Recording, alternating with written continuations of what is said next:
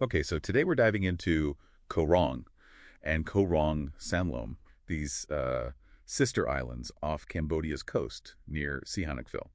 Now, you often hear them painted pretty simply, right? Like, one's the party island, the other's all peace and quiet. Yeah, that's the classic narrative.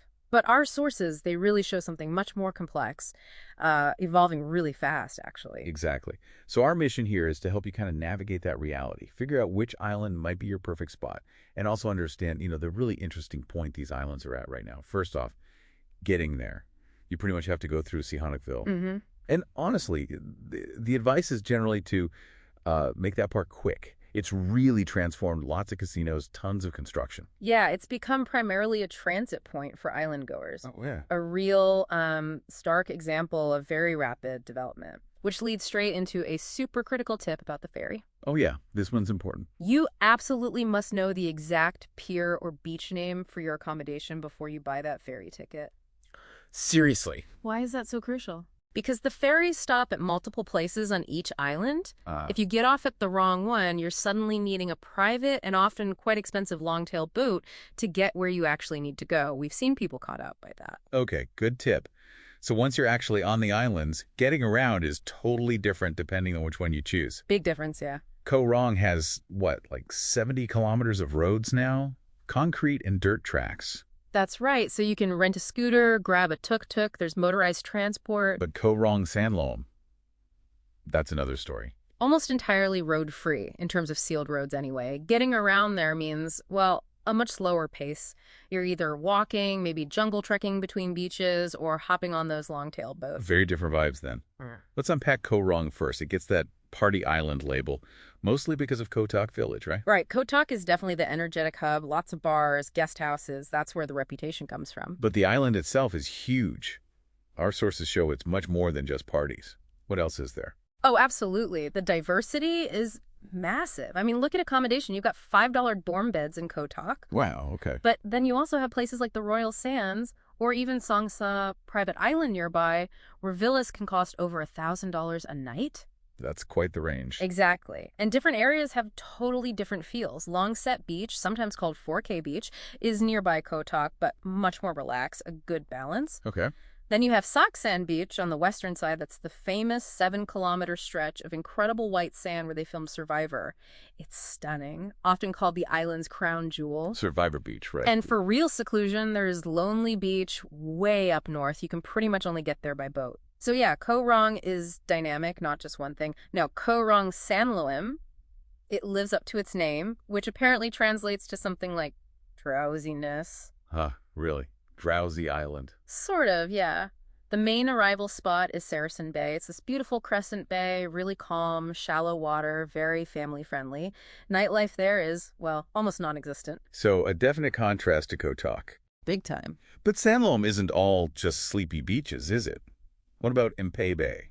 Ah, right. Mpe Bay is different again. It's up on the northern coast. It's more of an authentic, kind of rustic backpacker village. Still pretty laid back, but a different vibe to Saracen Bay. And I read about trekking there, too. Yeah. To other beaches. Definitely. That's part of the Sanloem experience. You can do these jungle treks across the island to the western side, to places like Lazy Beach, which National Geographic actually recommended. Oh, wow. And Sunset Beach. Getting to the old lighthouse there gives you these incredible panoramic views, real tranquility.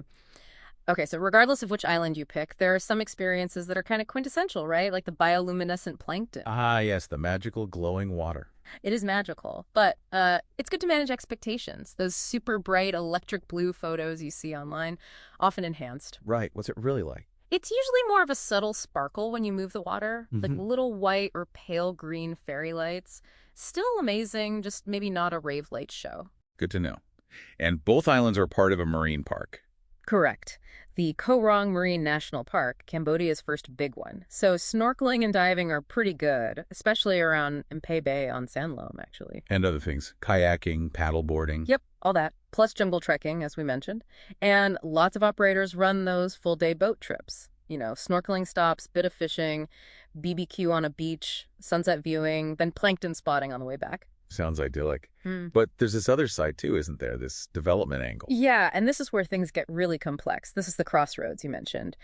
Koh Rong, the whole island, is actually under a 99-year lease to a single conglomerate, the Royal Group. 99 years, the whole island. The vast majority of it. And they have a huge master plan. We're talking developing it into a major international tourist destination, even including a proposed $300 million international ecotourism airport. An ecotourism airport. That sounds contradictory. Yeah. Especially given what happened in Sihanoukville with rapid development. It raises huge questions, absolutely. How do you balance that scale of development, a massive airport, with genuine eco-principles? And while there is the Marine National Park focusing on conservation, our sources point out real challenges. Things like waste management, which is a struggle on many islands, Big issue. and maybe slow enforcement of regulations. It feels like a real tension between huge ambition and the fragility of the environment. It's the central tension, I think. So, with all that in mind, let's get practical for anyone planning a trip. The absolute #1 crucial piece of advice. Money. Yep. There are no ATMs on either Koh Rong or Koh Rong Sanloem. 0. You have to bring enough cash, specifically US dollars, to cover your entire stay. And another thing, vendors are apparently super picky about the condition of those dollars. Oh, yeah, definitely. No tears, no heavy creases, no really old bills. They can be, and often are, refused. Had a friend who couldn't buy a coconut water because the dollar bill was slightly ripped. Wow. Okay, so bring enough pristine US dollars. Got it. What about healthcare? Extremely limited. Think very basic clinics, if that. For anything serious, you're looking at an evacuation back to the mainland, maybe even Phnom Penh or Bangkok. So travel insurance. Non-negotiable, absolutely essential. Get comprehensive coverage.